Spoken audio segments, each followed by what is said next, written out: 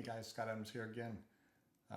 One of the things that comes up a lot are metrics in merchant processing. Oftentimes the first thing you're asked are, what are your chargeback rates? But what merchants often forget are there other rates, but also even how those rates are calculated. So, if you think about kind of the first one, obviously is chargeback rate. So, your ISO, your bank, whoever you're trying to do your processing with, is going to ask that, and generally they're talking about your overall chargeback rate.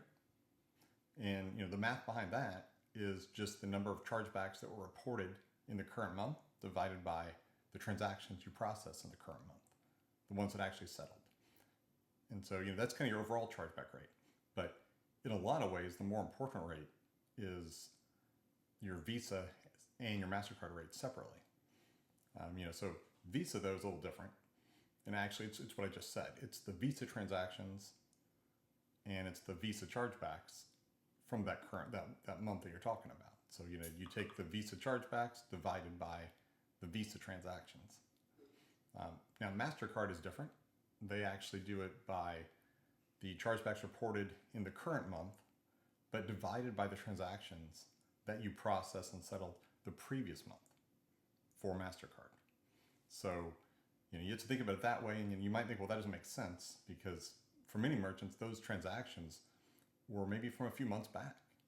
I just looked at one merchant today, and most of their transactions, or their chargebacks, actually came in on transactions 45 to 90 days earlier. Whereas other merchants, it's within days. And so every merchant's a little different. That's something to look at if you're trying to figure out your chargeback rate and why you're getting chargebacks. But there's a few other variables too to look at. So fraud rate's another one. That one sounds nebulous and hard to calculate, and it is. How that one works is, especially for both Visa and MasterCard, it's not just the chargebacks though. So for Visa, it's the fraud flag transactions.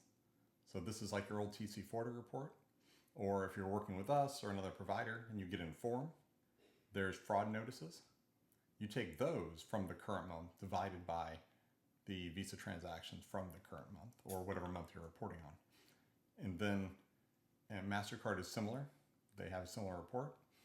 So you need to look at those kind of things, but also pay a lot of attention to your authorization rate, your decline rates, and how those fall, right? You might want to look at your which billing cycle, if you're recurring, what's your authorization rate, what's your decline rate on both of those, and what are those, the decline codes. Same with chargebacks, going back across what billing cycle, what product, what affiliate. There's so many things to look at, but at its core, though, really we want to look at the chargeback rate and the fraud rate, and calculate those correctly per card brand, but then also for your overall merchant account and even your portfolio of accounts if you have more than one.